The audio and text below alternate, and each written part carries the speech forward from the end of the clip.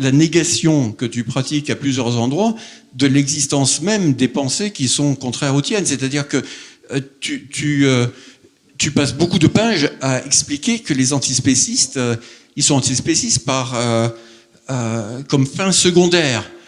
Tu parles que l'antispécisme serait un succès d'année de révolution. Grosso modo, on serait des révolutionnaires qui s'ennuient et qui doivent se trouver une nouvelle cause. Tu parles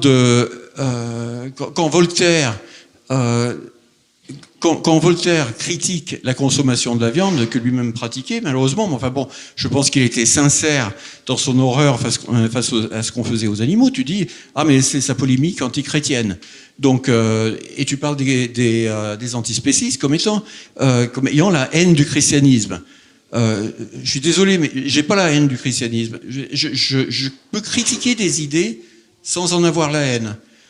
Je suis né dans une famille chrétienne, j'ai appris le christianisme, j'ai appris à en apprécier beaucoup d'aspects, en particulier l'aspect que le christianisme promeut le partage, et c'est aussi au nom de cette idée de partage que je veux faire profiter les autres espèces animales des progrès de l'espèce humaine, des progrès que nous accomplissons. Je n'ai pas la haine du christianisme. Quand j'avais 7 ans et que j'ai protesté auprès de mes parents contre ce qu'on faisait aux animaux, que j'ai voulu cesser d'en manger et que j'ai voulu abolir la consommation de la viande, ce n'était pas par haine du christianisme.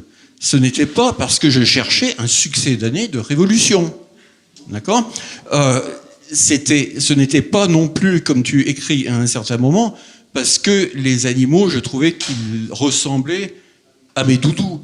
Mes premières émotions face à la souffrance animale, c'était face à des poissons qui agonisaient dans des étangs où on avait enlevé l'eau et où ils étaient en train de se débattre pour essayer de respirer. Je n'avais pas de doudou poisson.